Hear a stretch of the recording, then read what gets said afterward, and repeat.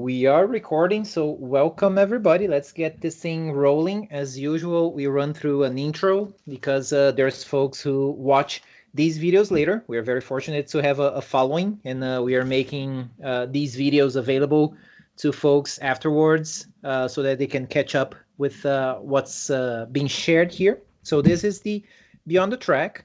Let me flip over to my presentation thingy here so we can go through the intro and start the conversation that we are having tonight. All right, I'm Claudio La Sala on the internet. You can find me as a 3-lap rider on social network and all that stuff. You have some information about me there regarding my level of experience. I always make a point about that because, I say that I'm an intermediate rider, if that much, because there's so much to learn. There's so much that I don't even know that I don't know. But I like putting things in context so that people understand where I'm coming from when I'm talking. So usually most of the people on this call, we are all in this together. We are all like learning, and learning from each other. We're not professionals. If we were, probably we would be in Austria right now, getting ready to race for MotoGP over the weekend. We are not that kind of rider, right? We're in this here together, trying to learn together as we go. So always want to make a point about that. I also always like to thank the Beyond the Track supporters on Patreon and you guys who join in and help building this content, right? It's never about just having one person who leads the entire talk, because again, we are building this content together. So everybody who joins in and then later sends comments through social media and stuff like that, you're helping us build this content. So thank you very much. Moving on here. So what is the Beyond the Track? So 3 years ago, after my first year at when I started track riding, I felt that I was learning so much. I was doing so much research on my own to learn more about track riding, and I just felt like I should be sharing that with people. And when it's always so hard, you have a great time at the track, and then you have to pack everything, load your bike and your gear on the car and go home. And then you think, oh man, I just wanted to ride more, but we can't, right? We cannot afford that. So what else can we do to still, keep that buzz of, feeling like you are learning, right? Even though you're not on track. And that's where the Beyond the Track idea came from. And we're a community, right? So we have our friends that we build this friendship beyond the track, right? Even outside of the track, we are all communicating, we are all asking questions, we are all sharing experiences and looking out, for each other, checking in with everybody. So that's extremely important for us.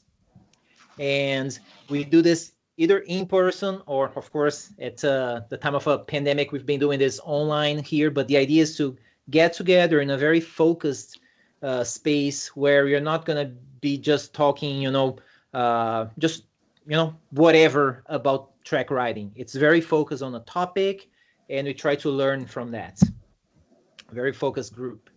All of these meetings are recorded. All of the videos become available for free for anybody who wants to check out. If you go to the Beyond the Track website, there's a link there to look for the videos. There's over I think we're up to 34 hours worth of videos, right? From how do you prepare for your very first track day ever, what you need to know about it, all the way down to, what are the track rituals that you should follow for things to go, smoothly. Are you going to be riding at Coda, for example, this weekend for the first time? You've never been there. There's an entire video where we talk just about that. How do you learn Coda? Where are things? What does the track look like? What things to look out for? There are videos for all of that, right? So make sure to check it out. Consider becoming a patron for the Beyond the Track just to help us out with this initiative. And folks who join in at the $5 tier and up also get access to the website, the members area, where we have a bunch of tools to help out riders, essentially, to free up our mind so that when we are at the track, we can focus on the riding part, not on the other things. I mean, what other things, Claudio? Well, things like checklists. You don't want to, get so excited to go to the track that you end up forgetting things that are very simple, right? So we have checklists, we have cost tracking. This is a very expensive sport. So some people are like, oh, I don't even want to know how much I spend on that. Well, I'm the polar opposite. The more I know about it, the more I get to ride, because I can optimize my costs. I can, pair up with other folks who are going to the same track. We can, drive together. We can stay at the same hotels together. Think about it. Use your mind. You get to do more of the thing that you love. So we have all that in the tool. Checklist, as I mentioned before, so that you don't forget anything important. Track day plans. We are going to be talking about that today quite a bit, right? Going out to the track, you have to think about what you're going to be working on, document that, and then stay accountable, right? You said you're going to work on X, make sure that you do. So we have track day plans. We have a track day debrief, which is a thing that you're going to use after you come back from the track. You go through your notes and you see how you did, and then you plan out for the next time that you go to the track. So we're going to be talking very specifically about those points tonight. So the topic specifically that we have tonight, thank you, Michael and Jesse, very much for bringing up the topic. You guys proposed the topic and, gave us some questions that, a lot of people ask. So we essentially build this content based on that. And also thanks, Michael, Jesse, and Ben, who joined me yesterday, 2 days ago. Yeah, 2 days ago, to go over some of this content, just help me shape up what we have here. I sort of put some structure around it just so that we can go through the contents. And then it's going to be pretty much an open conversation about each one of those topics. Now, so what is the topic? How do we become better learners when we are at the track and off the track? How do we become better collaborators? Because again, we are trying to build this community where we help out each other. How can we do that better, right? And trackmates. Now, the points to be given here or to be made is, why bother? Why do I need to care about such a topic? My point, or our point really is, do you have your own track? Do you live in a house that you go in the backyard and you have your own track where you do not share your track with anybody? The answer is probably not, right? You are on the track sharing track space with other riders. So you want to make sure that, you become a better trackmate, right? That's you're sharing track with other people. Make sure that you're doing it in a productive way, in a friendly way, in a collaborative way. The other point is, moving over here. Come on. Sorry, things are going all ballistic here with my computer. Do you have your own coach, right? Do you have somebody who works with you 24/7 or all the time that you're at the track, or as you're preparing to go to the track, or as you come back from the track? Chances are you don't, right? So we are really relying on each other to have somebody coaching us. And many times it's somebody who's maybe just marginally faster than us, or maybe who have been doing it for a couple of more years than we have, right? So that's the main idea about it. Now, another thing I want to bring up here is make sure that you understand what your goals are, right? So if your goal is to be a professional racer, right, probably you shouldn't be in this meeting. You shouldn't be watching this because you are aiming way farther than anybody else here, right? Or maybe you're just getting started. You want to see what's out there. Great. But if you're already doing this and you're going for like the real racing pro level type of coaching, you're probably looking at spending way more money than what we do and looking for professional guidance on how to get better. So if those are your goals, probably this is not the meeting for you.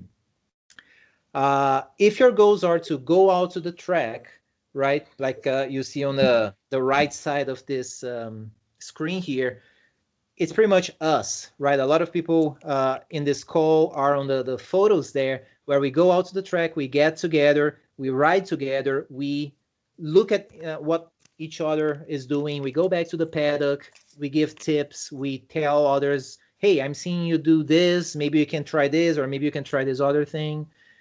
If those are your goals, then by all means, this is your group, right? So we split this up into a couple of sections. So we're gonna do the receiving help part. We're gonna spend a little bit of time there, and then we're gonna spend a lot of time giving help, right? We're gonna focus a lot on help somebody else out, right? The more people you help out, the more people you're gonna have likely to help you back, right? So it's not about just, hey, can you all help me? Like, no, how can I help you, right? Changing mindset, it changes the world, right? So receiving help, first of all, always consider finding professionals first, right? Do not take that lightly.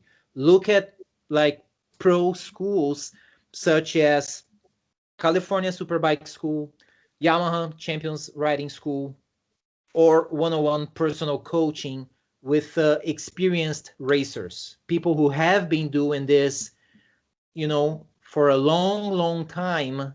And those are the people that you should really listen to. The rest of us here, we are doing our best to help out, but we are not professionals, right? We make a living out of other things. Let me just check. Earl is mentioning something. I beg to differ, Claudio. Garrett has learned a lot from you guys. Thank you so much for sharing that, my friend. I'm very happy to hear that, because you see, one day we are gonna see Garrett out there kicking ass and gonna say, man, I know that kid. He's been lapping me at the local track here, or he had been lapping me, because he's so far gone already that I don't see his tail anymore, right? But and also, of course, I mean, if you're somebody like I'm sorry, Earl, Garrett is 13 now, 14. I'm losing track. Just checking on the chat window here, right? 13. 13, right? So still pretty young. So I'm so glad that he gets to chat with folks like us who, already old folks. I mean, none of us are going to become, the next pro racers, and we still can give something to him. Awesome. I do see that there are maybe racers out there that these calls are going to be like, what are you guys talking about? Why do we even spend time on that? Well, this group is not for them, right? Um, we are different in that, in those regards. So as far as like receiving help, there's always the question, how can you coach yourself? It's like, okay, I'm on my own, and I see that from when I started. It's like, well, I didn't know that many people, right? I knew how to ride on the street. How can I coach myself up until I actually get to know other people? So dropped a note there. Oops, there we go. Right. So if you're looking into coaching yourself, what you do and then beyond the track matters. It does matter a lot. It drives me nuts when I walk up to somebody to ask for guidance, to another rider to ask for guidance, and then say, oh, all you need is seat time. It's seat time. It's not just about seat time. It's about deliberate practice. Be methodical. Just getting on the bike and riding around without knowing what the heck you're doing, right? It does not make you better, right?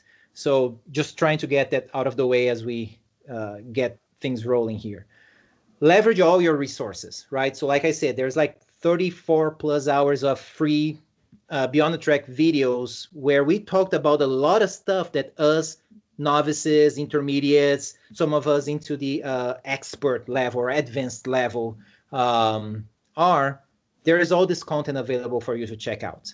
There are great books. If you look at like the Keith Code books that were published like 25 years ago, even like almost 30 years already, there is still a lot of great stuff there. By all means, pick it up, go through it, and use what you learn, apply what you learn.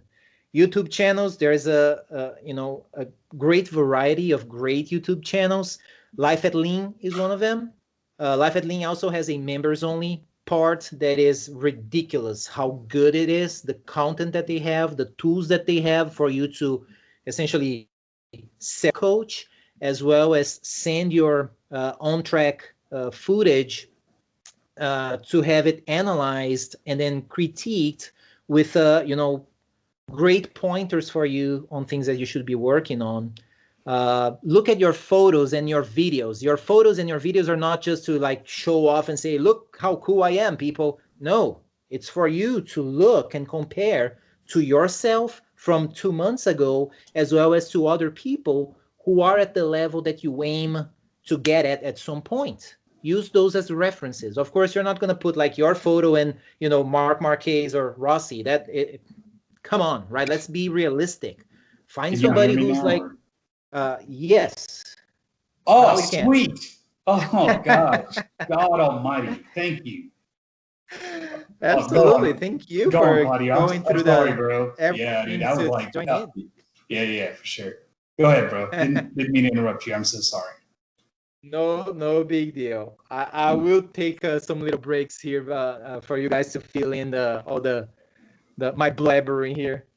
No. Like um, there was one thing that you were talking about where you were talking about how because so you guys don't understand like how incremental or how important writers like you guys and even me, even though I don't ride too much anymore, because honestly, like when I ride, I've said this to a lot of the guys. If there's somebody on here that hasn't been on this call before, I don't like riding when my son rides, only because I can't keep an eye on him. And but just watching him ride with a lot of you guys, he's improved so much just over the course of now. He's ridden with Cody, he's ridden with a lot of other kids, but he's ridden for 7 years, and this past weekend he rode an R3 at Speed Sports, and he was pulling some of the best times out there, and he's never ridden that R3 ever, and so yeah, like and stuff that we talk about in these meetings is exactly what we talk, because me as a dad, I tend to like go in there and be like, you know what, I've got 25 years of riding, do this, do this, do this. But there are certain times that I gotta like step back, especially in this heat. And when I'm like, you know what? Can you remember two things from the last time we talked about when you were telling all these guys exactly what you're going through in those corners? And can you just put that into practice? And I'm just gonna sit here in the shade and drink water. He went out there and he just like he shaved 2 seconds off his time just from thinking about it. yes. So there's a lot to be said about that. Absolutely. Yeah. And that's also like the last point on that bullet there. Leverage your friends, right? Mm-hmm. They're out there. They have their experience. Talk to people. Listen, right, to what they have to say. Have a track day plan. It's even more important if you're coaching yourself, if you're like on your own for a brief period of time, because if you are networking with others, you're not going to be on your own for too long, right? And write your track day debrief. That's extremely important, right? Make sure that however you do it, like I picked up the idea from Keith Code's book where he talks about, you come back to the paddock, write it down, have a notebook, pen and paper, write down, draw the track map and say, I'm having trouble entering that corner. Okay, do you have your markers? Do you know where you're braking, where you're turning, where the Right. apex is, where the exit of that corner is? Write Yeah. those down, right? And it's one of these things that I told I think Jesse, I may have told you this, but I tell several kids that are coming in right now, and I was lucky enough to have Cody tell this to Garrett, right? But I told Garrett, and he didn't like it at first, but it is homework. I said, if you want to make something of yourself, if you really want to really build a firm foundation, this is what you need to do. And I told him, I was like, you come home, you look at track maps, and then you write down as soon as you get home. I mean, we can eat like as soon as you're done, but like as when your memory's fresh, write down everything on every corner that you did right, that you did wrong. Now, close that book. You're not even going to look at it. Now, next morning when you wake up, right after breakfast, and you take a shower, the first thing you're going to do is go back I'm going to turn over a brand new track map, and you're going to write down everything, and let's compare the two. Because that'll tell you what your brain has retained and what your brain let go. And 90% of the time, this is what's crazy. 90% of the time, your brain holds on to the positive. Yeah. So that's exactly right. So it's so essential. It has helped so much, and you got to do it, right? Getting help from others, right? So how do you receive help? Well, meet as many writers as you can. Don't be shy. I know it's hard, for the introverts, like introduce yourself and ask and, say things. Try to get over it. A lot of people, most people at the tracks, they are extremely friendly, right? They normally don't hold back on helping. Yes, sometimes, like I said, people will just tell you, oh, you just need seat time. Okay, right? It's all right. And that takes me to the next bullet point there. Understand their skill levels, right? Because if you're a novice and you approach like an experienced expert racer, maybe that person is very much far detached from when they started writing. So they may not be the best person to give you guidance as a novice, because there are things that they start taking for granted. We all take a lot of stuff for granted once we've been doing it for a long, long time, unless you are a coach. If you're always coaching somebody from the ground up, you may be a badass racer, but the kind of difficulties and challenges that the novice is having. So understand that. What are, their skill levels, their goals, right? Are they there training to be pro racers? Are they there training for the next weekend's race? Or are they there just to enjoy, have, quality track time with friends, right? Because that will also drive how much time they're going to devote to helping you. Think about it. Think about their values, right? Are they the kind of like aggressive type of riders who are all about like, just no, all you have to do is to turn the wrist, right? Or are they more like, no, be cautious, right? Take your time, be methodical. Make sure that those line up with your own values. Um, have a plan, again, going back to having a plan when you go to the track, or let people know that you don't know enough yet to make a plan, right? Maybe it's, your first track day, or you've just done like a couple. You go out there, your plan is just not to crash, right? It takes time for you to start realizing, oh, you know what? I need to start working on trail braking. I need to start working on, picking up on the throttle earlier. It's going to take time for you to know what you don't know. So let people know. It's like, I don't know. I don't have any plans. I'm just getting started. Good. If you do have plans, let the other people know, right? If you're coming in that one day and say, today I want to work on trail braking, let others know, right? Because that way you're going to filter. There's going to be some guy who will say, oh man, I don't do trail braking yet. I didn't get to that level. But then his buddy will say, oh yeah, what do you need, right?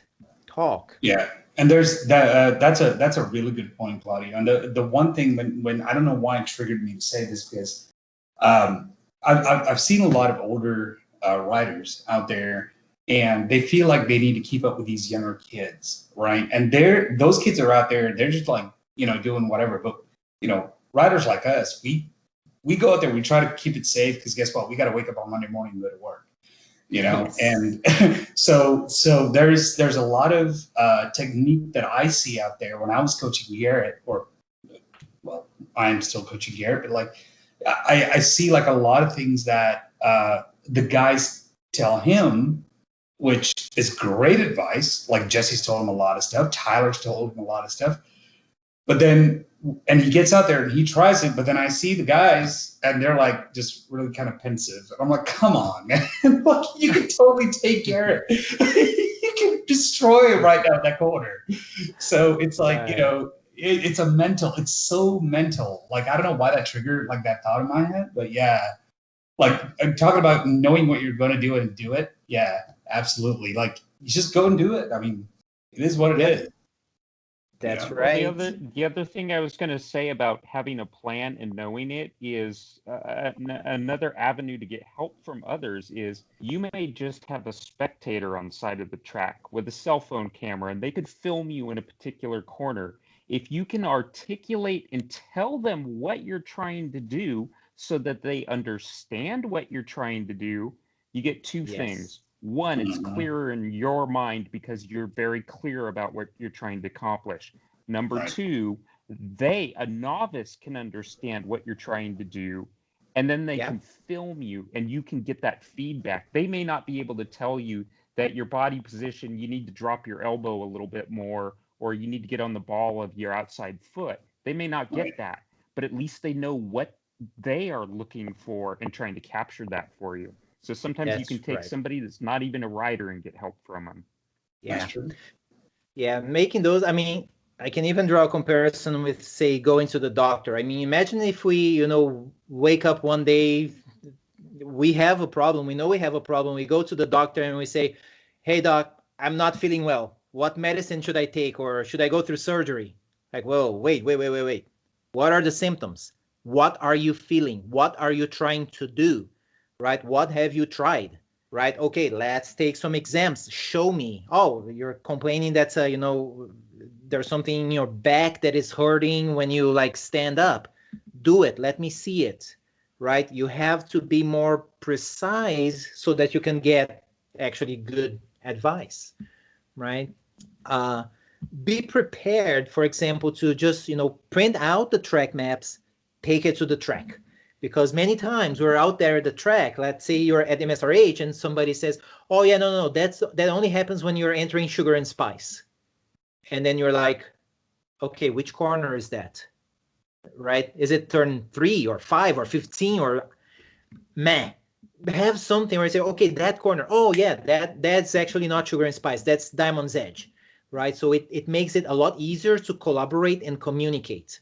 So I've been essentially printing pretty much all the track maps for the tracks that I go to, getting them laminated, and then taking it with me to the track, right? Sometimes I give away to like our BTT friends. I just give those out. If it's like a new rider that I meet, I give one of those to them, and it's just tools to collaborate, right? Uh, yeah, the other point there, like know what you're gonna do it, reflect on what you did, and think about what you should do next, right? So if you're saying, well, um, I wanna again use the trail breaking example. I wanna work on trail breaking this weekend. All right, pick one corner that you're gonna be working on that, right? So think about it. What's gonna be the corner, right? Look at the track map. Oh, it's gonna be on this one. Go out there, work on trail breaking only at that corner, right? Do it what you are intending to do. Go back to the paddock, reflect on what you did. Well, okay, I was trailing on the braking all the way up to X. And it felt like this. It felt like I could carry more speed. It felt like I was coming in too hot. How did it feel? And then think about what you should do next, right? Should you be releasing the brakes sooner, right? Or later, or whatever it is. Now, the most important thing, be always in control. If you are working with somebody else is giving you advice, that person is not riding the bike for you. You are riding the bike, right? So if the person says, "Oh man, you could easily like start braking at the 100 mark." If you don't feel like it, you brake at the 300 mark, because it's going to be you. If you do something wrong, you're going to be going down, not the person who told you that you could brake deeper into the corner. So make sure you're always in control of what you're doing. Yes, seek for advice from people you feel like you could trust, but ultimately it's on you, right? You have to feel in control at all times, right? There's Every a there's a second yeah matters. there's a lot to be said about that, because, and I can say that from personal experience, because my son, when I put Garrett on the track, I rode track for, gosh, 12 years, and before that I rode the track I rode the street for 10 years. And when I took Garrett to the track, I assembled a team of what I thought were the best riders out there.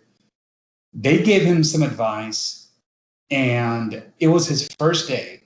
First day, January 1st, 2020. He went out there and they were just, there's so much conflicting advice. And Garrett was just like out of his head. He's like, what am I supposed to do? I'm supposed to break late? Am I supposed to like, he goes, Dad, I don't know. And I'm like, you know what? So I told all the guys, I was like, you know what? You're fired. Done. Yeah. So I said, I'm going to instruct you personally. I want to watch what you do. If you're going to use engine brake on turn one at Katy at DCKI, if you're going to use engine brake, and if watching you scroll that rear wheel is going to make me a little queasy, that's okay. If that makes you feel, and that's exactly what he does every single time. He goes from 3 to 2, and then it gets squirrely. He uses engine brake. He grabs a handful of front brake, and then he goes around. And then literally 2 months after all that happened, he said, Dad, the best thing that you did was fire those guys, because I was in out of my head. So yeah, there's a lot to be said about that. Right. You Thanks for bringing that in. Yep. Very cool. Let's see. Let me move over here. Hey, Claudio, can I add in on that? Absolutely. Please do, sir. Be short. One thing that I always have in my mind, and this is no offense to anyone, but to me, I'm always that every advice that anybody will give you as a writer, even for anything, I have this for like probably an idea for my whole life and whatnot. Everything is a suggestion. So it doesn't matter what they tell you and what they can do, even something that is like, oh, if you're on this bike, you should be going at this turn or this gear or something like that. That's how they think, and most of the times that's how you usually get fast laps. But if you can't do that, don't do it. Not until you're ready, or vice versa. Because there's plenty of times, like an example, Michael, when he downshifts, he doesn't downshift, he doesn't blip his throttle until the very last one. And I like to blip my throttle every time, and it's just a habit I do with myself. And I don't want to try it his way, just not yet. Even though he is faster than I. That's just something. It's a suggestion that I'm willing to. If I don't want to do it, I'm not going to do it. Yep. That's exactly right. Yeah, I always bring this up that earlier when I was like receiving input from instructors, right? I think the main things at the beginning was essentially body position. So once I got body position, not the ideal, of course, but closer to like I was on the right track, then the next piece of advice was around just getting back on the throttle earlier and harder, right? It took me many track days to start doing that because I just didn't feel like, oh yeah, I can go, willy-nilly. Whoa, no, I have to feel it. Until I'm not able to like feel it myself, people can say whatever the heck they want. I'm not gonna do it, right? Because it's me there writing. So thanks for adding that in, Jesse, because we all have to remember that it's different people, different skills, different experiences, different values. Like some people don't care about crashing, others will care about crashing because, like Earl said, you have to wake up the next morning and go to work, right? So keeping that in mind is very important. If you're being followed, that's like probably number one problem for everybody who's working with somebody at the track, and then there's an instructor, there's somebody else following you, you screw everything up, right? Because there's somebody following you, you get camera shy, you get all anxious. Just forget about it. Just do the dance like no one's watching. Do your thing. Just write it regardless as to whether somebody is following you or not. Just do your thing. And this is something that I guess we all learned. Depending on the organization you ride with, you may be working with instructors, not coaches, right? You're working with instructors. You're working with somebody who's going to follow you for a lap and a half all day, right? Like once within a day. yeah, in one lap, that person is not likely going to be giving you the best advice. That person is going to pick on one thing that they see that you could be working on, and that's about it. That's very stressful. You don't get a lot out of that. I started getting a lot out of people following me from actually having friends of mine, people who I trust, who would follow me on the track for a couple of laps every session. And every time we were back at the paddock, one of these friends would say, well, I see you are doing this, try that, try the other thing. So the next session, the person would follow me for like another, 2 or 3 laps. And those guys are usually still are way faster than me. So I was their like warm up buddy, right? They would follow me just warm up their tires and then they would check out. But while they were warming up their tires, they were following me and giving me advice later. Excellent. I stopped thinking about, oh, okay, am I on camera right now? Do I have an instructor here that I need to impress? It doesn't matter what you do, you are never going to impress positively the person following you, right? Because those guys can follow you like single-handed, waving at your camera if you have a rear-facing camera, right? Do your thing. Don't try to go over fast, like, oh, this is the one that I'm going to turn my personal best lap. Forget about it. But at the end They're of out the day, like, there. are you? Yeah, I mean, like, Yeah. are you really doing it because you're trying to impress somebody, right? I mean, like, so this is one of the conversations I had with Greg Abbott, who's my personal instructor. He used to be an instructor with RideSmart. One of the reasons Okay. he's not an instructor with RideSmart is because of exactly what you said. Is that a lot of instructors focus on such generic terms and generic techniques. Why did Rossi learn how to do the leg dangle? Nobody showed him how to do the leg dangle. He decided that he wanted to do counterweight. Then like there's all these theories floating around like, oh, he's trying to guard his line, whatever. No, he's trying to counterweight because he's coming so fast into the turn because he rides motocross so much and he likes that feeling. That works for him. Now, almost every single MotoGP rider is using that leg dangle technique for different reasons, right? So yeah, I mean, and he quit being an instructor. Greg did, and because Garrett's going to ride Coda on Saturday, and I was like, dude, if you're going to be there, like, please come out there because I'm going to be out there with him. And he's like, man, I just I quit riding with or teaching with RideSmart for exactly what you just said because there was no consistency in instruction. So Yeah. So definitely keep that in mind, right? Thanks for adding that. Cool. All right. Now the good stuff here, the main reason why we're here, giving help to others, right? So very specifically about this group, we're all about, helping other folks on the track, right? So let's spend quite a bit of time talking about that, right? How do you extend a hand and turn those light bulbs on people that's are hopefully seeking for help? First of all, always err on the side of caution, right? Do not go out there to say to the fellow, oh yeah, all you need to do is to come out harder out of the corner, right? Just turn that wrist. Next session out, that person's going to be high siding on that corner, and then what, right? It's just very bad advice. Or, oh man, no, just brake harder. You just have to brake harder. Oh yeah, now the person grabs a handful of brakes and those go over the bars, and then what, right? So don't do that, right? Don't be the smart ass that's going to be giving that kind of ill advice.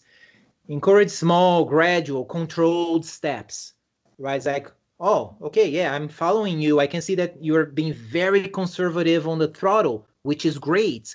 But I can see that you have a very controlled technique on the throttle. So just try opening up a little bit more in one corner. Just pick that one corner that leads us out to the main straight of the track and try just a little bit more. Make sure that you know what you are doing, you're feeling. It's like, okay, I'm very consciously opening up a little bit more. How does it feel? Oh, actually, that feels good. I don't feel like anything different other than I'm going a little bit faster. Good. Next time out, a little bit more. right? Don't go out and do something extremely different from what you were doing, that it's going to put you in a panic situation. And if you crash and you bang your head and you get a concussion, you're not going to know what you did wrong, right? So you may run into the same issue, right? So in giving advice, think about that, right? Think that it's not you who's going to be riding there, right? It's the person that you're trying to help. So be very, very conservative on how you give that kind of guidance. Meaningful feedback. That was a point that Michael raised, right? How do we give meaningful feedback to people? These are the notes that I've put out there, and then I would like you guys to jump in as well. So my take on it is understand the rider first, right? What is the skill level of that rider? Does that rider have fears or barriers, right? Maybe they're afraid of like leaning into corners, right? They're afraid of dragging their knees, so they're leaning the bike more than actually moving off the bike. Try to learn what those things are about that rider. Has the rider had any bad experiences? Maybe the person is coming from a recent crash, or maybe that person has crashed on the street. Maybe that person has had close calls on track. Know what those things are, because that's going to change the way that person is going to interpret your guidance, right, or your tips. Focus the feedback based off of their experience, not only on yours. Yes, you are trying to give your experience to the other person, but understand where that person is coming from, right? Once you make sense that once you are sure that you've understood that person's background and everything, then you can think, okay, out of from my experience, what can I give this person? What would you guys like to add to this, so that I stop talking a little bit?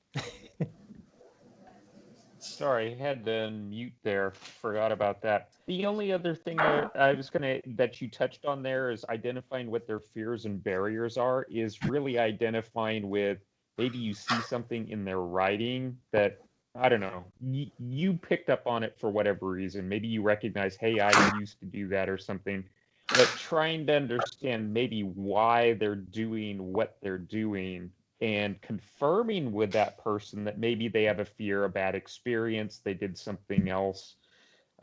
You might ask a person, why are you riding that corner with leg out? You might not know. Why are they sticking their foot out supermoto style instead of something else? So I'm using Right. an extreme example there, but you have to understand where they're coming from and what maybe they're trying to work on. Yes. Because you need to hold back on some advice because it may not be helpful. A Yeah. supermoto rider may be more interested in being able to transition the bike left to right really quickly, and you can do that doing it foot out instead of knee down. But they may have a reason for doing that, and then you may have to go, oh, I see what you're trying to do. You're going in the right direction, but I'm not the person to give advice in that case. you know. Right. So, but on the other hand, maybe this is an off-road rider that's never ridden on a racetrack. That's the only riding style they know.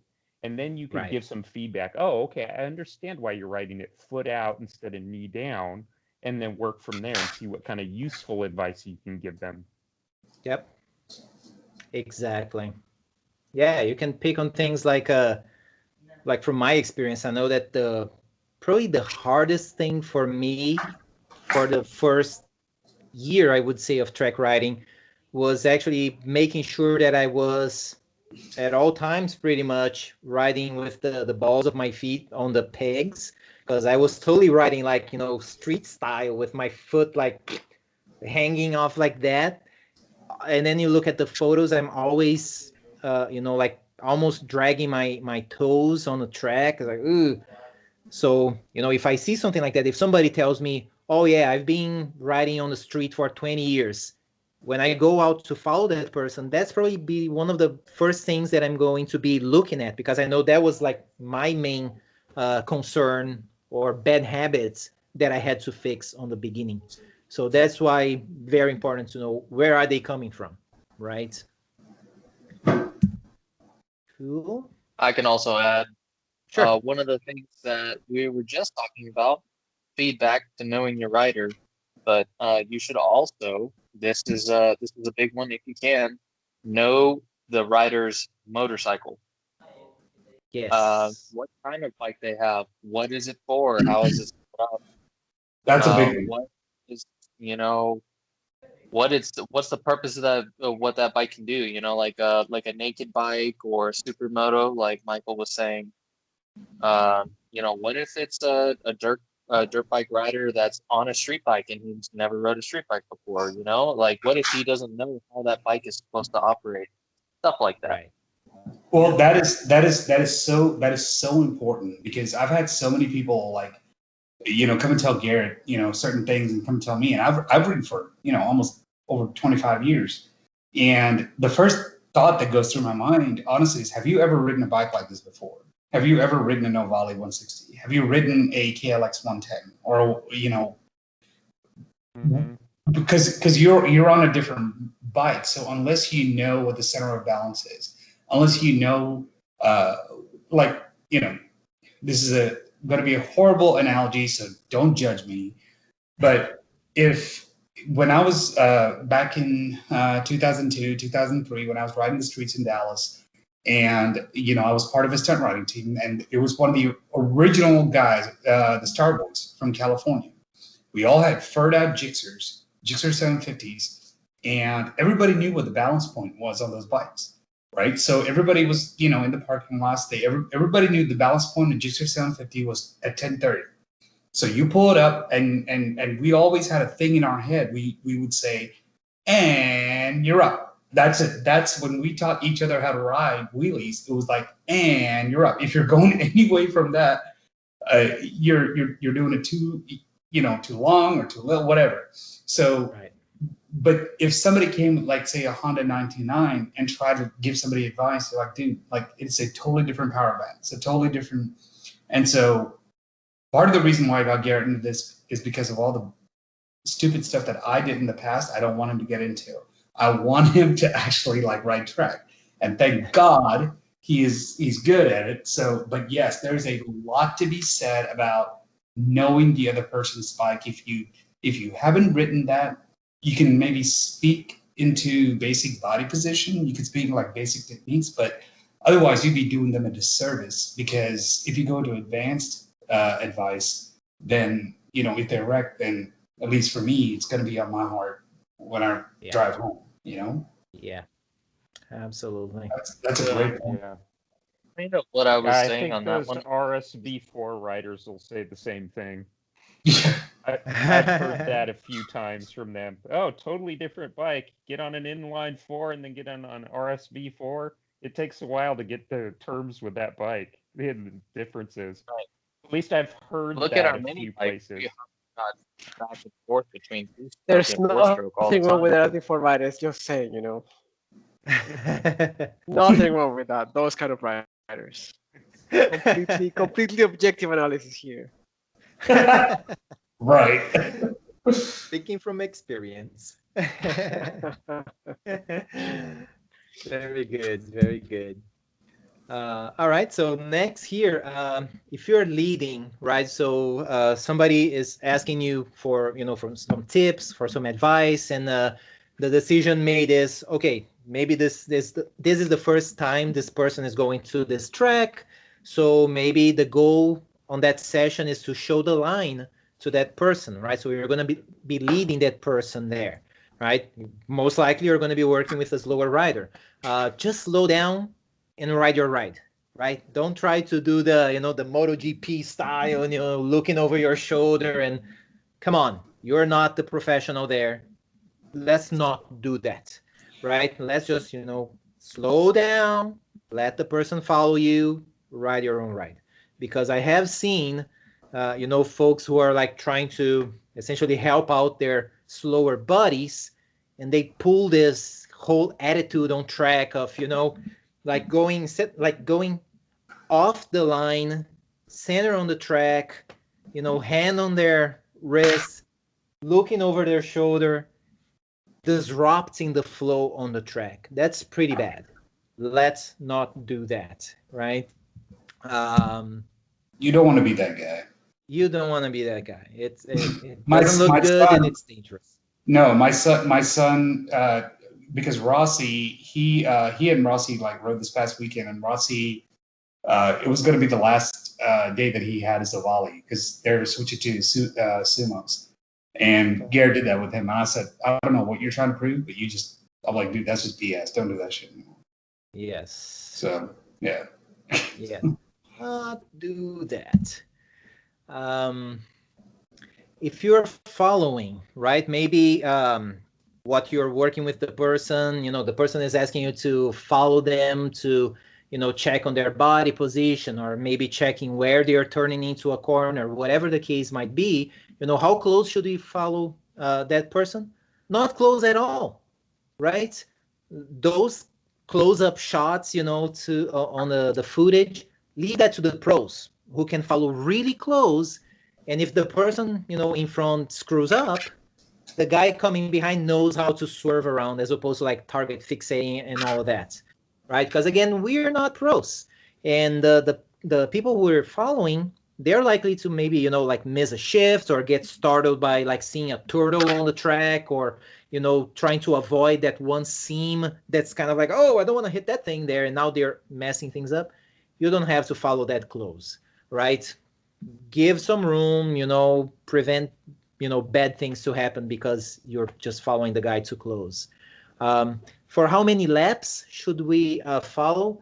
I've enjoyed, working with my buddies where, a couple of laps over multiple sessions, right? So you come out one session, follow that person, like maybe on the out lap and a couple more laps, like 2 or 3 laps, check out, back at the paddock, tell the person what you saw. It's like, oh, I saw you doing this and that. Maybe next time you want to try just this one thing, right? And then when we come out again, I'm going to follow you for maybe another 2 or 3 laps. Maybe we're going to skip the out lap. I will follow or find you on the track at a later point after you're warmed up.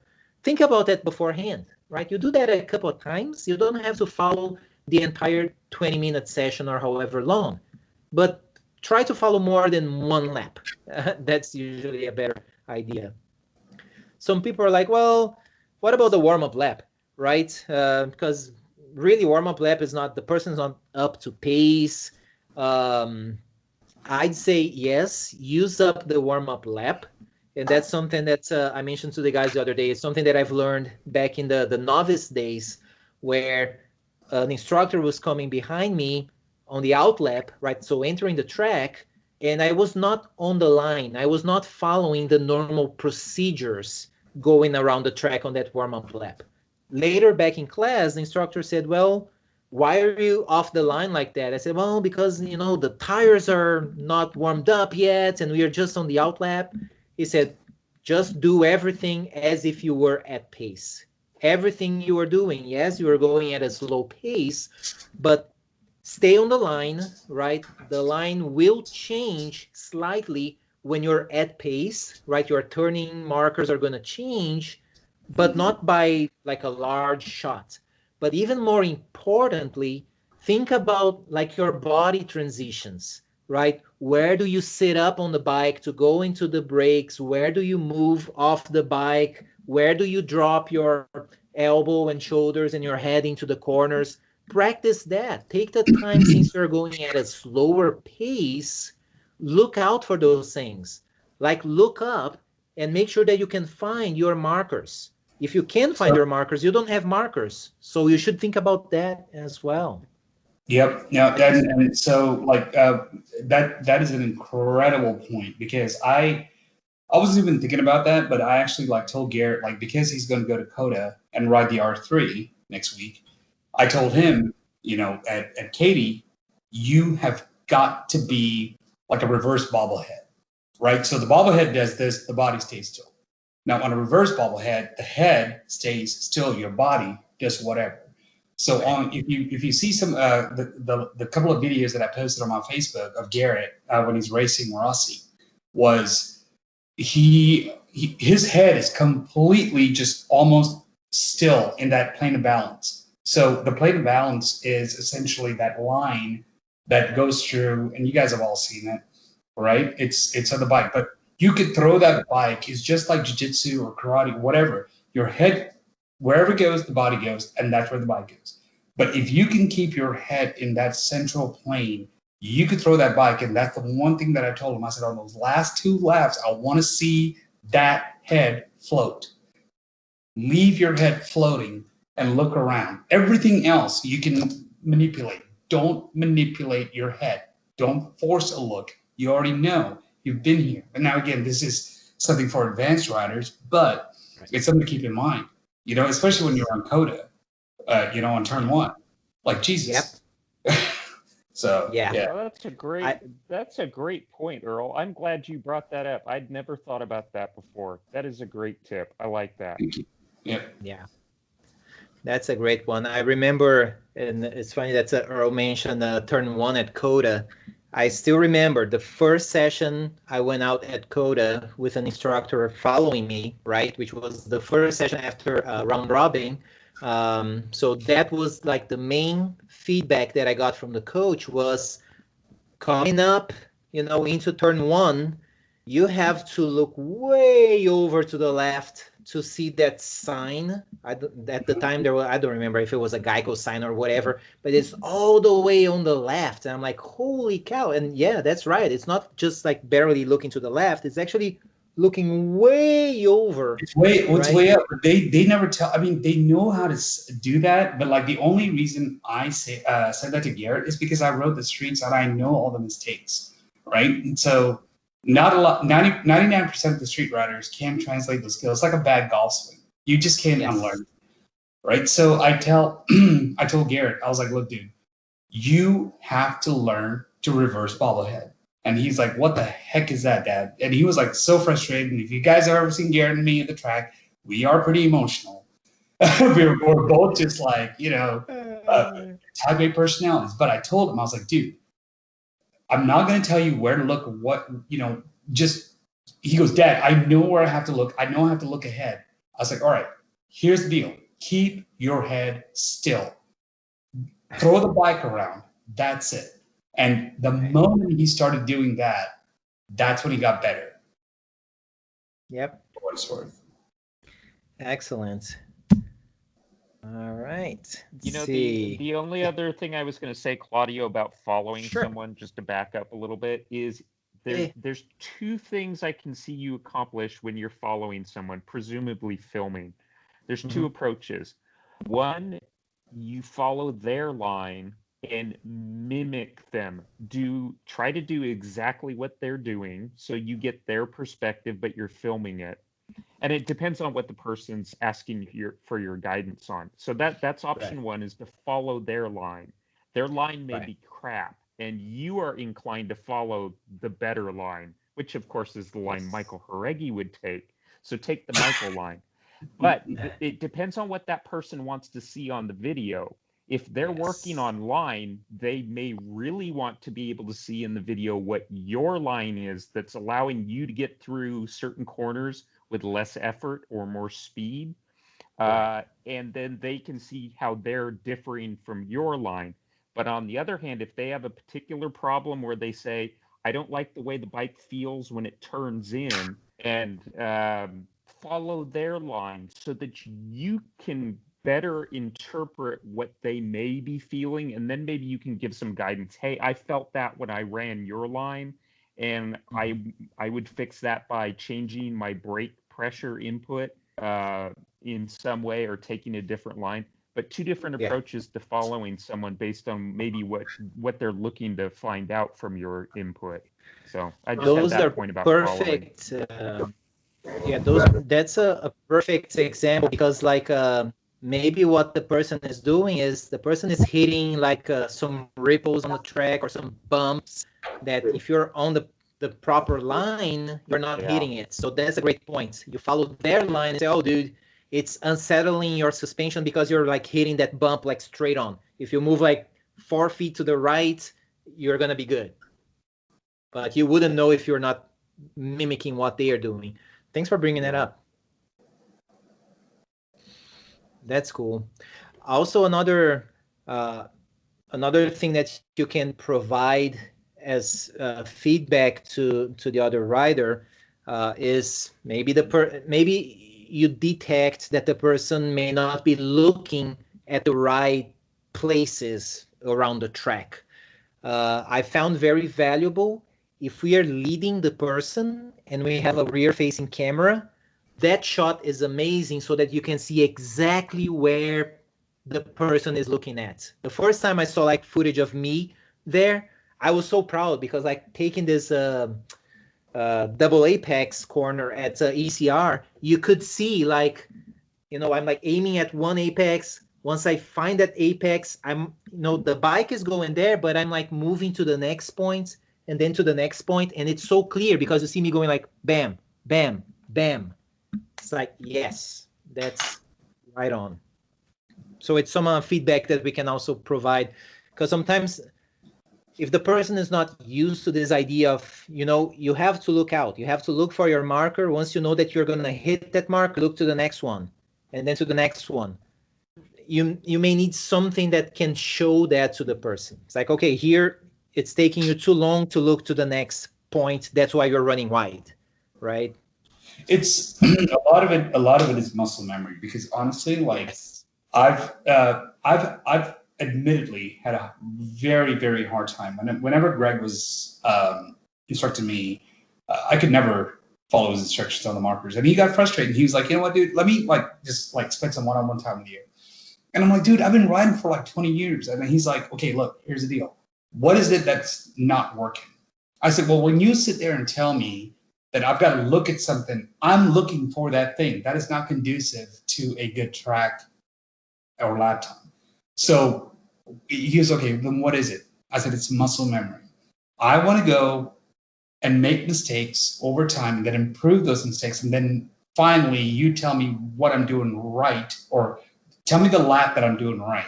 And then I'll just keep doing it and doing it and doing it. And then all of a sudden, I'm doing it. You know, because a lot of people don't. I mean, a lot of folks do, but a lot of people don't. You know, I mean, they don't necessarily react to, you know, just, hey, look here and look here and then look there. No, I mean, come on, you're going like 80, 90 miles an hour. Like, and especially then you've got all the stress of all the other riders, and you're thinking like, oh my gosh, who's going to pass me? Who's better than me? And all Yes. that. No, there's not enough time to process all that. And God forbid, No. if you do process all that and you get in a wreck, then you're just going to Yes. backtrack 10 years, you Yeah. know? So No, it's all, you have to, yes, and I know exactly what you're saying there. And the thing about the markers is the thing that as you're slowly learning the track and the line around the track, you look for those markers, right? And you get that feel for, okay, what does the picture look like when I'm hitting those spots on the track? It's right. almost like, and I know Earl can relate to this, like if you're learning to play the guitar neck has some marks on the first, on the third, on the fifth fret, and so on. When you're learning a song or you're learning to play the guitar, you have to look down and see where those markers are to guide yourself. And then you keep doing it. You keep repeating, repeating. Eventually, you don't need to look down anymore. You know how to hit those marks.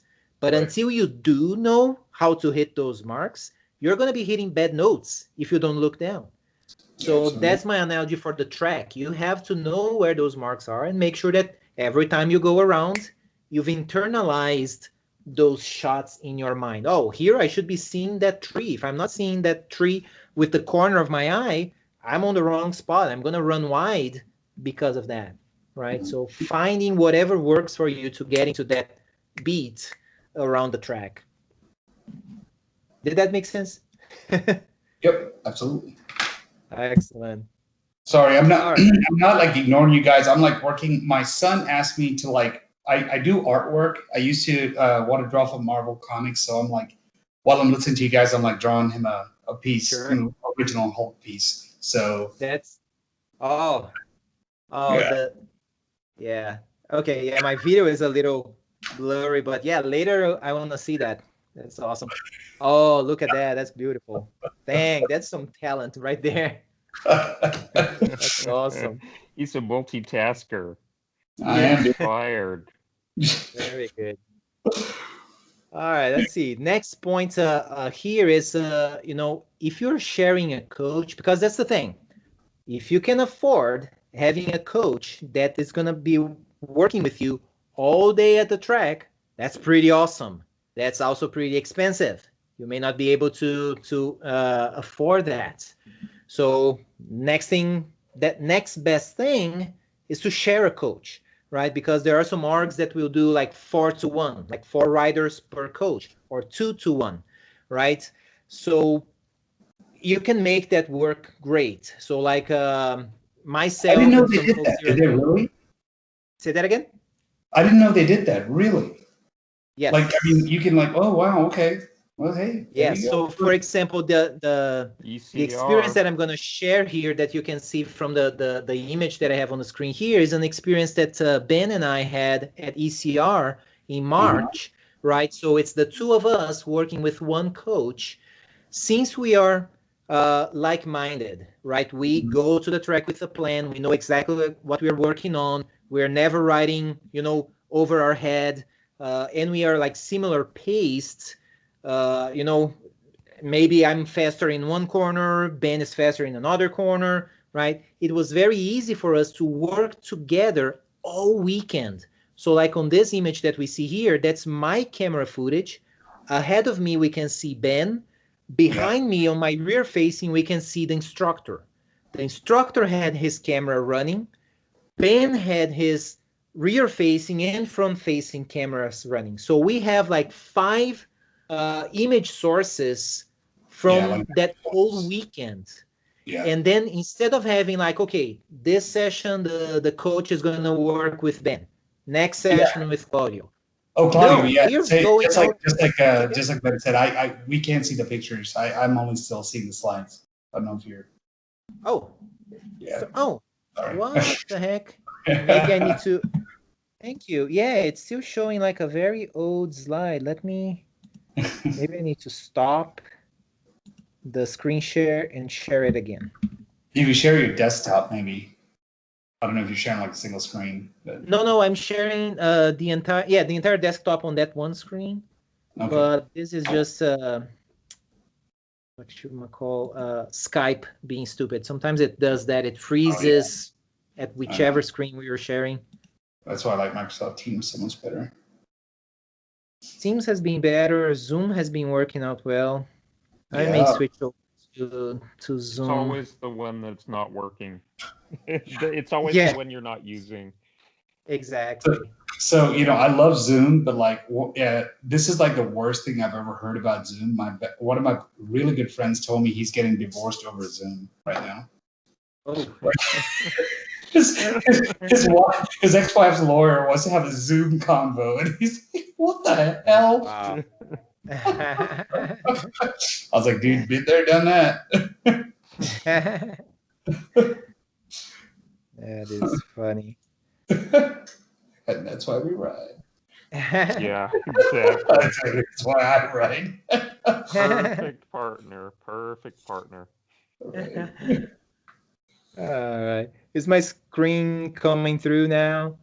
I've got a split screen. Yeah, I got. Let's see Well, there. it's doing something now. Yeah. Huh. There you go. Well, sharing a coach. Yeah. There Oh you yeah, go. there we go. That's the one. Right. So, when you have a situation like this, leverage that, right? Make sure that if you have this option of pairing with somebody else to share a coach, find somebody, like-minded, similar pace, go out with a plan, right? Maybe, the two of you are going to be working on the same aspects, or just share with the other writer, hey, this time out I'm going to be working on this, what are you going to be working on? Share that with the coach, right? And then during the day, that's what Ben and I did. We just kept alternating. The coach would follow me, follow Ben, keep alternating between us. We're not in a hurry. We're not out there trying to turn best laps or things like that. We're just working on very specific aspects of our writing, right? Right. So you essentially potentialize your learning capabilities, right? Because we go back to class, since we're at about the same pace, the same level, everything that we are hearing and discussing, we are learning, as opposed to like maybe pairing with a guy that runs, 30 laps that are like 30 seconds faster than you. Phew, we cannot even relate to the tips being given, right? Right. So that's cool. Definitely leverage that. I see Ben still on the call. Ben, do you want to add anything to it, man? I was gonna mention. I guess it really depends on the level. I mean, if the level is too different, yeah, maybe the disconnection is bigger. But I mean, it really is a cost saving measure. If you are sharing a coach, I mean, you're paying. I don't know. I mean, depending on the coach, you can be maybe between $300 to $500 a day, right, for two people, one coach. The important thing is to coordinate. So this time you're gonna follow him, and the next session you're gonna follow me, etc. And we each work on whatever you want to work on, right? And if the other rider is faster than you might be able to learn something from that interaction, anyways. Now, as you say, if he's 40 seconds faster than you, well, there's nothing you can learn from it. Well, maybe, who knows? Maybe the line is better. But I don't see a difficulty having a different pace partner on sharing a coach unless the difference is huge. Because if the difference is kind of, I don't know, 20% faster the other rider, well, you might learn something from that rider. So Sure. I don't think it's a big issue to have similar pace partners. I mean, not to have similar pace partners. Yeah, I will tell you guys that when Garrett made the leap from and you guys know this, right? So when you go from like a base level to like level 1 to level 2 to level 3, there's this huge jump that happens. And usually what happens is the instructor will flag you and say, you know what, you're no longer level 2, you got to be in level 3 because you're just that fast. When Cody started riding with Garrett and they shared the same instructor, I was worried because Garrett was, he just rode up and down the street. I didn't ever imagine that he would just assimilate to the bike as quick as he did. Part of it was just that, he's very, he orients himself very well with, a machine. He's got proprioception, right? So that's something a lot of people have to get that too. But like when they shared a coach, it was, and the only reason they did was because Cody was moving to Spain, and poor girl, she was like the coach. She was like, you know what? He's going to go, and my heart's going to be broken because I've been coaching him for a whole year. I want somebody else to just kind of show, just so I don't feel like I'm, being tossed out into the dirt. And we were all just like laughing about it. But then Garrett really benefited, even though that was so outside of his comfort zone. It really benefited him. Even though it wasn't his riding style, he learned fundamentals. Good. Right? It's kind of like thinking about, all right, well, I'm great at like trig, but I gotta learn geometry first.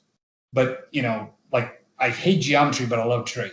Right? It's kind of one of those things, right? So it's like Garrett, like once, like a month after Cody left, Garrett started pulling some incredible lines, and I sent Anita some of the screenshots of his lap times. She's like, I knew it. I just knew it when I saw it. I was like, well, I didn't.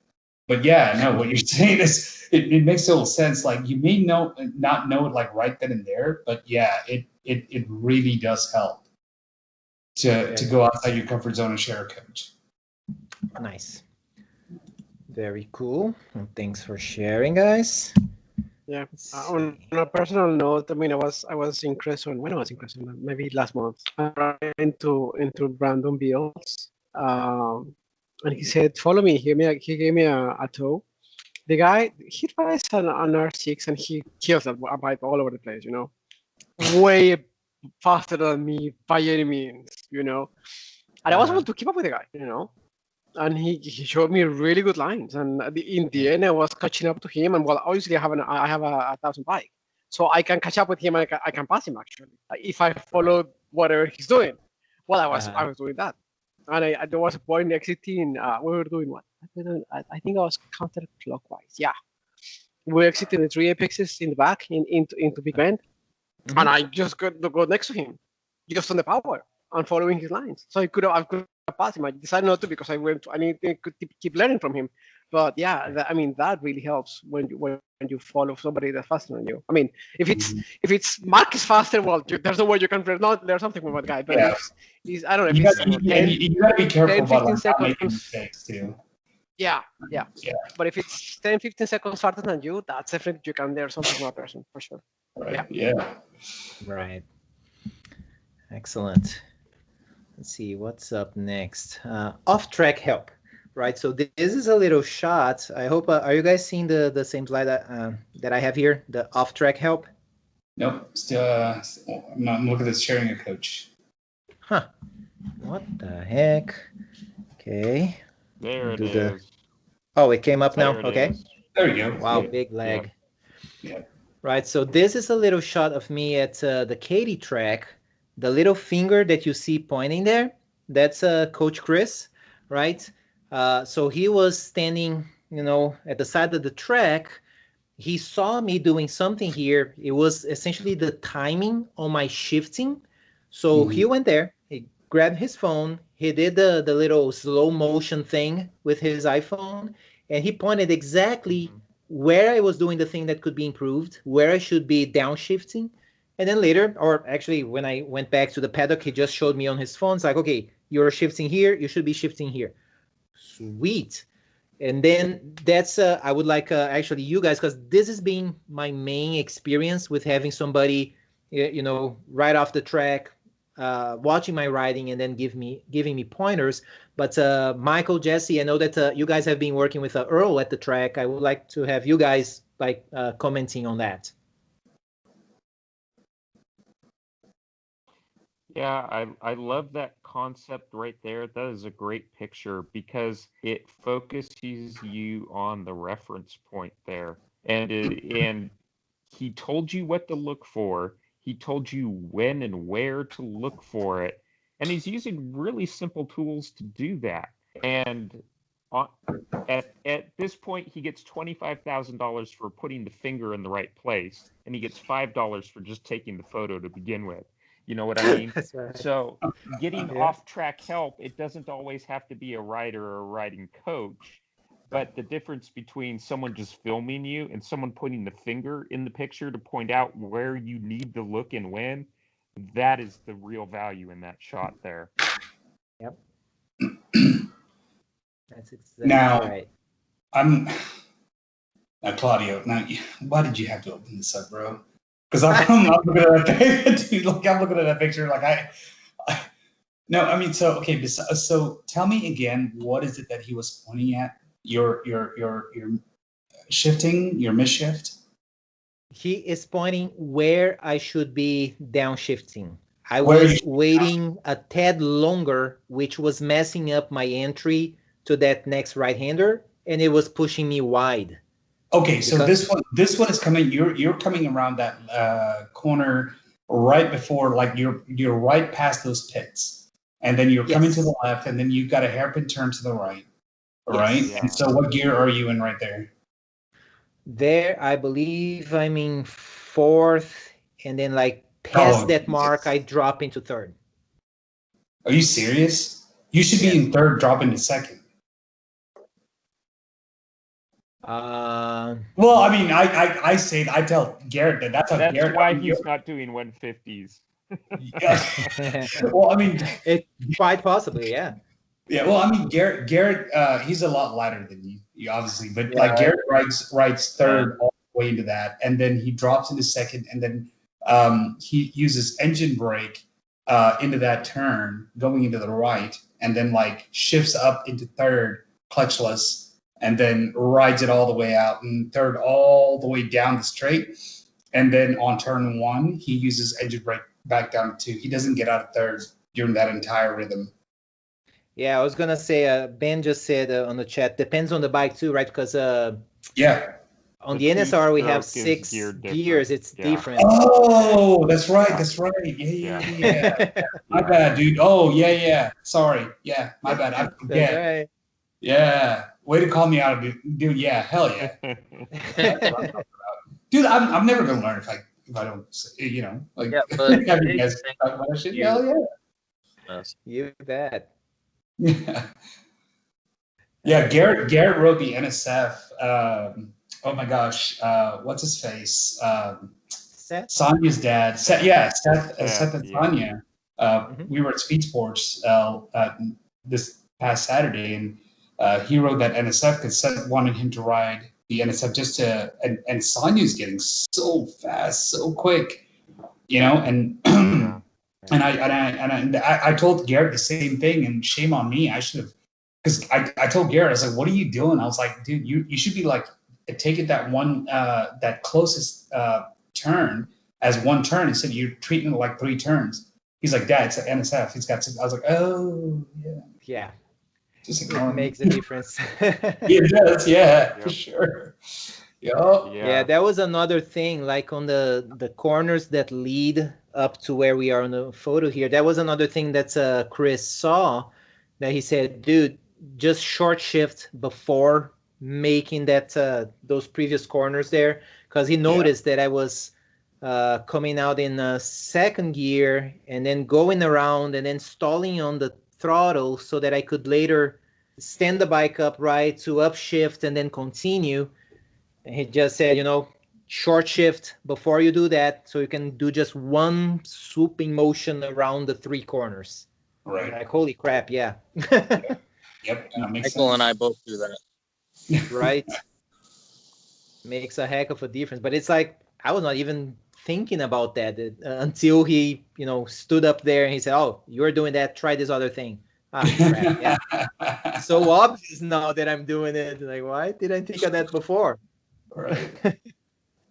Oh, dude, believe Yep. me, you're doing great. You're doing great. Awesome. Let's see what comes up next here. I don't remember what we had listed, and I want to make sure that we went over all the points we brought up. Yeah. Michael, Jesse, Ben, do you guys remember or can think of anything that we said we were going to go over here? Looking at my notes here on the side. Yeah, not really thinking of anything we talked about the other day that we're missing at this point. Okay. Yeah, I think we've touched on everything. Yeah. Yeah. You Good. took pretty good notes. I think you hit all the points. There was Okay. something that I think Jesse and I talked about this the last time we were out there, like for the next time, maybe talking about breathing and breath control. And Nice. that is one of those things that I really, really stress with Garrett. And the only reason I do that is because I have asthma, and I've had to learn to, to work my breath, because if you get panicked, then you're SOL. But it actually benefits him a lot. Like when I told him how to do breath control, I was telling Jesse there's a technique that a lot of fighter pilots use called the HIC technique, because if your brain doesn't get oxygen when you turn, then you're not going to think like a lap down, because you just robbed your brain of oxygen about a lap ago. So you have to learn to breathe. That's something that a lot of people forget. A lot of people make fun of personal trainers because they say just breathe. Well, yeah, duh. But you know what? That's something that a lot of people forget to do, and control breathing. That's one thing I told Garrett that really, really helped him out on the track. I can so much relate to that. And when breathing comes up in conversation with riders like that, the two things that I bring up, one is pretty much everybody, like we are out there on the track, we're like getting like coming out really fast, into a straight way, and you're getting ready to, go heavy on the brakes and make that corner, Right. and then you tense up and you're not breathing. You You're hold like, your breath. right? Yeah. You're all Yeah. tensed up, and it's messing up with suspension and everything because you're not letting the bike do its job. Right. When all you have to do is to let that air out. You just go. That's it. That's it. And then Right? there's the technique that I showed Garrett, especially for Coda this weekend, was the HIC technique. Was you breathe, you over breathe, leading up to like heavy turns, and then to deal with G-force turns, a lot of fighter pilots, what they do is they just go, they brace the abs against the spine, and that way now you have a strong core, and your angle of approach is now so rigid and so solid. But then when you get out of that turn, when you get out of the apex and you're hitting that straight, you just, and then you breathe in again, but you know it's coming. So you're not just like breathing normal and just like holding your breath and starving your brain of oxygen. Yeah. So And Yeah. and it's funny. That's yeah. Go ahead. I like the point you're making of starving yourself of oxygen, because one thing I noticed when I rode the NSR 250, it's a light bike and it has the same horsepower that my 650 four-stroke has. And one thing I noticed, I've only ridden it twice at this point. One time was at Speed Sports, and the first thing I noticed when I got off that bike, I was breathing so heavy I almost couldn't catch my breath. I'm out on the track, I didn't notice that, but as Earl points out, all of a sudden I'm riding in a different way, and I'm starving myself for oxygen because I can't keep up at that pace, because the bike is so light, it is so damn fast, and I'm having to do things on a scale I'm not used to. And then I also noticed the same thing at MSRH when I crashed. Right after I crashed, I could not catch my breath. One, because I was working harder the whole time, and I could probably benefit from becoming more regimented in how I'm breathing and when I'm breathing to reduce that load on my body.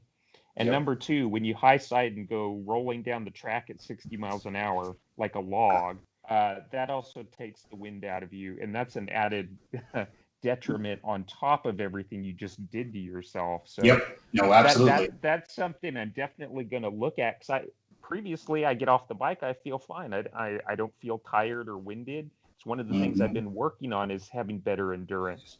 But now that I'm on a completely different bike, exposing myself to a different riding experience and sensation, I need to start focusing on some of these things I haven't thought about before, because now they matter in an amplified way. Of course. That was a great point. Thank you. I mean, the reason I say these things is because, Garrett, he's my son. He's got dreams of riding MotoGP. And the last thing I want to see is him wrecking. And especially getting advice from me, and he follows my advice. I understand if he, God forbid, if he wrecked, I would hate myself for it. But my job is to prepare himself for it. So, having a degree in sports medicine and kinesiology kind of helps. But it's just like any other athlete. It's you have to learn breath control. It's stuff that people don't really think about. It's stuff that none of the MotoGP riders talk about. People count down like three. I told Garrett, I was like, count down, like when you go to Coda, like when you take your first 2 laps, just count 3, 2, 1, 4, 3, 2, 1, 5, 4, 3, 2, 1, and just breathe in and figure out a rhythm. Once you figure out that rhythm, your body knows what it's supposed to do. It's muscle memory. So. Yes, and actually, that's I'm just looking it up here because I've shared at a BTT meeting maybe 2 years ago, trying to find the link to it. But there is one MotoGP rider. Oh, right here, I found it. Yeah, I wasn't sure if I was gonna be able to find, because I remember looking for it at some point in the past and having a hard time finding it. Let me share my screen again and show you how you can find it, because this thing is gold and you should all watch it when you get a chance, if my share screen thingy ever shows up here. Okay, eventually my screen is gonna come up and show to you guys. The way I searched it is MotoGP Sachsenring mental lap.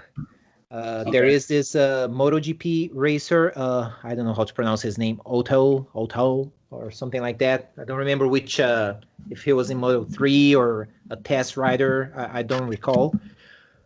But it's essentially an official MotoGP video where this racer, is taking a mental lap of the track So he's doing the whole business of, okay, turn one, exit, upshift, second, third, tuck in, fourth, sit up, prepare, do whatever, breathe. And I have like his voice in my mind saying, breathe. I'm like, this guy is taking a mental lap and thinking where he is breathing around the track. He says things like, knee over the curb, body over the curb, looking up, blah, blah, blah. He's like thinking through all of those things. So even though they may not be saying those things out loud to people who ask or don't ask, in their mind, that's what they are doing. Well, right? That's what I blindfold Garrett. I blindfold Garrett and I tell him to draw it. Yes. I draw it and I tell him to breathe. And tell me your breathing patterns, tell me what you do, and like draw the track and keep drawing the track blindfolded. Yeah, that is perfect. With Speed Sports and with Katie. Now, how he's going to do it, Coda, I have no idea. He should, because it's 20 corners. It's a lot of track to memorize, my friend. It is. It is. I got this whole visualization thing from Keith Code, because in one of his books he says, do the mental lap thing. Yep. Run a timer, right? And see what kind of lap time do you turn as a mental lap. If that lap time is either like too short or too long, it indicates that you don't have enough markers. You don't know what you are doing around the track. So you're using your mind to make up. It's like, well, between this corner and that corner, I don't know what happens. So you just jet from, say, at Coda, you go like, okay, turn 20, turn 1. Like, well, no, it's not like that. You're missing everything that happens between turn 20 and turn 1. Right? So do it again, right? Ask your brain, what can you see? Well, there's the grandstand on the right. There's the things on the left. There is the Geico sign or whatever at the top. If you're not seeing those things, you don't have enough to actually take a mental lap around the track. Right. Yeah, at 14 years old, riding that R3, which is a full race setup R3. It's a Moto3 bike that he's going to be riding. Right. Oh, he's going to have a blast. Yeah, and I'm going to have a heart attack. That's whatever. Right. Yep. But, just take your time, do the right thing. I mean, you guys are doing the right thing. Just ride in front of him, Earl. Just ride in front of him. Don't look back. I cannot ride when Garrett's riding. He wants me to ride with him so bad, but I can't because I need to stay on the sidelines and watching him. And he's like, "Dad, come on! This is like a once in a lifetime thing." I was like, "No." I've got one of my best friends, Omar. He lives in Dallas. He's a kind of a honorary Ride Smart. He's a level 4 rider, and he's gonna take him. He and his girlfriend. She's a level 3 rider, so they're both gonna take him on the track. So. Yeah, I'm not saying that to make you guys feel like less of a man, but because I feel like less of a man. Yeah, you're pretty hardcore if you can't stay off a bike. Even when I shouldn't be on a bike, I can't seem to stay off. I know, man. Same here. Yeah. Right. Very cool. Withdrawal. I'm sitting on my bike with the sling on right now. I don't care. There you go. Hey, if you can ride without that arm. I knew Garrett was like meant for this when like he broke his wrist on his Z125, and then like literally the day after he got his cast, I was still sleeping. It was like 7 a.m, and he snuck outside and got on the bike, and I heard the bike like start up, and I'm like, "What the heck?" I thought it was being stolen. I get out and Garrett's like starting, and he's out there like doing this, like with a cast on his arm. I was like, "What the hell are you doing?" I'm riding my bike, Dad. Yeah. Asshole. Excellent. All right, guys. So yeah, that's what we had for tonight's meeting. Any other closing thoughts before we wrap up? Hey, just the only no, go ahead. Buddy. the thing I was going to say is, hey Jesse, I did confirm that bracket on the front of your Ninja. Yeah, that is one of the brackets from the chain on the back. Apparently, for some reason on your bike, instead of having two on the swing arm, you have a spare one bolted to your front axle for some inexplicable reason. But I have no idea why. Somebody, I guess the guy I bought it from put that there. I don't know why. I couldn't even tell you. it's one of those, every time I walk to my car in the garage, I walk past your bike and I see it there and I just look at that front axle and I'm like, how did you end up with three of those? It's like a chain adjuster on the front axle. Go figure. It works just fine. Armando did just fine on the bike with it on there, all in one piece. Anyway, Cool. Yeah, to haunt me every time. the only other thing I had to add, Claudio, was that you guys may not believe this, but honestly, like Garrett goes back and he watches a lot of these videos, and he, we have an opportunity. It's not like set in stone, but we have an opportunity to go to Spain next year, and he's learned so much just from listening to you guys and just like talking to you guys on the track, and then just like kind of reinforcing a lot of that stuff that we talk about. Because to be honest with you, man, as a single dad, it's the hardest thing to like maintain consistency in like just anything in life, right? But like if this is something that he wants to follow, well, the only thing, like sometimes as the only voice in his ear, is it gets frustrating, and it's reinforcing to him to hear you guys say the same things. And he goes and he watches it and he's like, you know what? And he's too proud to tell me. He's like, so I'm like, all right, you just get what I told you to do 2 weeks ago. He's like, well, you didn't tell me to do that. I'm like, yeah, I did. He goes, I was like, then why did you do it? He's like, oh, I heard Mr. Jesse like tell me about it on the track, or Mr. Claudio like talk about it, and Mr. Michael like I'm like, come on, dude. Like, dude, I'm spending the money here. Come on, bro. Like, cut me a break. But no, like the point. You love the appreciation. Yeah, no shit, right? Like, no, seriously. Like, I mean, it reaches, and if that's his one goal in life, then I'm gonna go broke trying to do it because that's his dream. And my goal with something like this, and I think you guys have the right approach, is if you could reach one person, as cliche as it may sound, if you can reach one rider and they go to MotoGP and they come back and they just say on the camera, like as they take off their Yamaha helmet with a monster logo or whatever, right? They're like, man, I remember so and so and so and so, and they taught me that's what's up. It's the long play, and I love that. So I love what you guys are. Yeah, Thank you, man. pay it forward. Appreciate pay it. Forward. Yeah. Yeah. Absolutely. Yeah, those are the things that move me. It's what makes me always want to keep doing it. Because there's always somebody out there listening.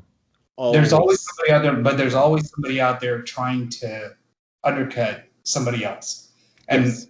The one thing that he told me that meant more for what it's worth, and I'm not trying to get like all sentimental bullshit and whatever because I'm not that dude, but he said that the only reason he listens to this stuff, and he's with his mom today, and he's so sorry he couldn't be here, but he's like the only reason he listens to you guys on the track and listens to you guys is because everybody seems so honest. They don't seem to want to stab him in the back, and that seems to happen on the track a lot, especially when you get to like a level where it's competitive. Yep.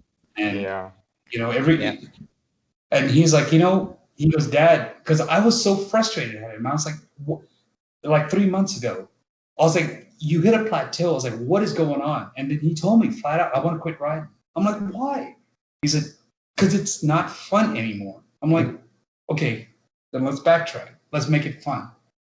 And then I think that's the first time we were at Katie, and I met you, Claudio, and Michael, and then Jesse. I think the week after that, or something. and all those things kind of like got put into play. And then now he's just like, he watches MotoGP and he's like, you know what, screw all the noise.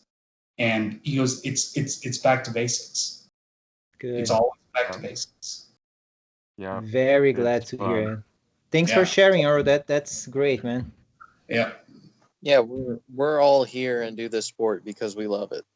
Yep. Yep. Yeah. And No you can tell. trophies, no pay. Yep. Yep. Yeah, one of the greatest things about just being with this group is we all have the passion for the same thing. And I can't say I have passion for my job or things in the same way. A lot of the other things I do in my life, I would not continue to do them without the money aspect. But motorcycles have nothing to do with money. I'm paying to do this because I love to do it. Yep. I would not go work for Ride Smart to be an instructor, as selfish as this sounds, because I want to get out there and ride.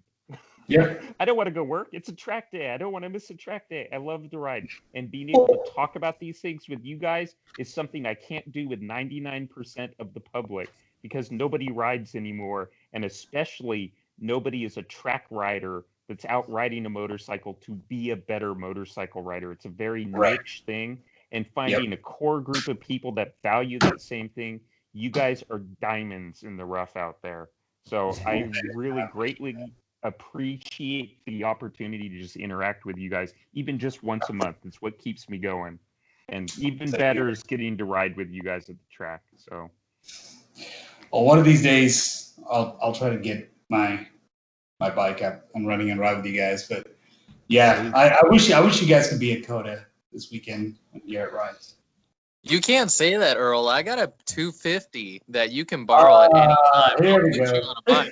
yeah, see, we just got to keep Earl and Garrett off the track at the same time. You guys just got to alternate sessions. Then There you're it is. fine. We'll get you There out you go. there. You don't have to worry about it. Garrett's over in a chair having a beer or whatever, whatever that may be. Don't have to worry about it. He's off on his own. Cooking his steak. He's over at the barbecue. He can handle the barbecue, and you could go ride a few laps on the. Like there's this whole like dimension of like bike riding that I am dreading with Garrett, because ever since he started like just like warming his bike up and down the street, all these blonde-headed chicks like come by my house, like little 12, 13-year-old girls, and I'm like, all right, get the hell away from my house. I don't know who the hell you are. I don't know what you want, but leave. Oh, we just want to talk to Garrett. Yeah, well, you know what? Here's your dad, because I want to talk to him. Oh, assholes. I'm a single dad, dude. What do you want from me? Yeah. That cracks me up. That's awesome. On a side note, Claudio, are you still dealing with your vehicle situation? I got it back. Oh yeah, where's Got it the fixed. update? Yay. Yes. Because that means you're going to be other than Ben and Michael, if he's crazy enough to keep riding, you'll probably be the next person back on the track before me. I am hoping to. I may be going out to Katy this weekend. Just figuring out, making sure that I have my work stuff, worked out, and I'm hoping to go at least either Saturday or Sunday. I don't know yet, but now that I have the car back and the transmission has been fixed and we are like breaking in after we got the car back on Saturday, make sure that it's all functioning. So yes, I'm hoping to get back on the NSR pretty soon. Well, I'm hoping for the week after that I'll get out on the NSR again. So see how Take long our my time, legs can man. stand it. Yeah, take our time. It's There's just ECR next painful month. at this point. Yeah, I know. ECR, I'm so looking forward to that trip. Yes. Oh, look at that, man. That's badass. Yeah, kinesiology degree actually comes in handy every once in a while. I could draw guys. Supplemental anatomy. I know, right? It's like I was like I sent my youngest son Levi. I was like, hey, check it out, dude. Like, Daddy did this. He's like, so you know how to draw guys? I'm like, yes, I do. Thank you for minimizing my talent. That's hilarious. Look, this dude's got 4 elbows now. Figure out the musculature for 4 elbows. Kind of insectoid looking It's thing. the Hulk. Come on, man. Oh, that's awesome. Very cool. On that note, this is a great wrap. Earl's providing the artwork for the next one. Some dude on a motorcycle. I know, yeah, dude. Yeah.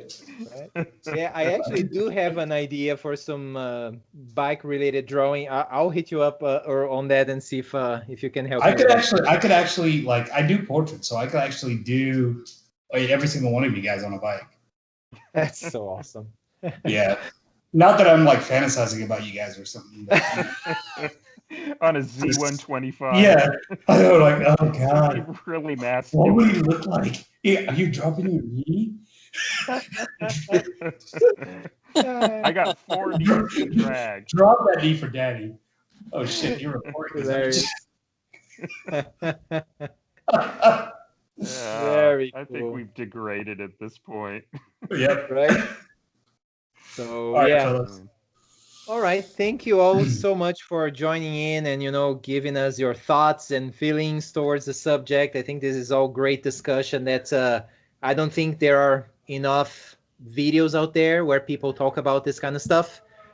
So I think, I feel very positive at the kind of content that we're putting out there. Hopefully we're helping out other folks. So that's always a plus, on our book, I'm pretty sure. So yeah, I'll hope send to you see guys. you.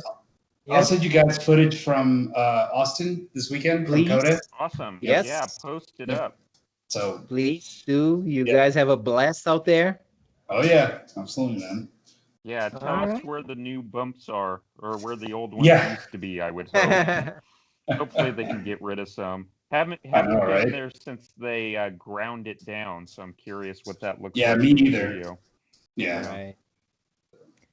Sounds good. Well, Cool you beans. I'll guys see you have guys a good again at the one. track. All right, guys. Hopefully, yes. All right. Listo. All right. Stopping recording here. All righty.